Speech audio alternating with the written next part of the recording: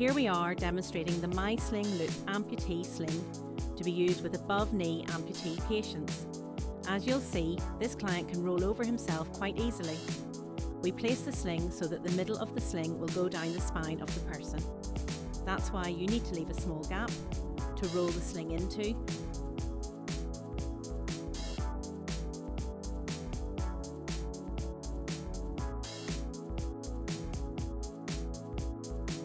So that when the person rolls back onto the sling, they're evenly positioned.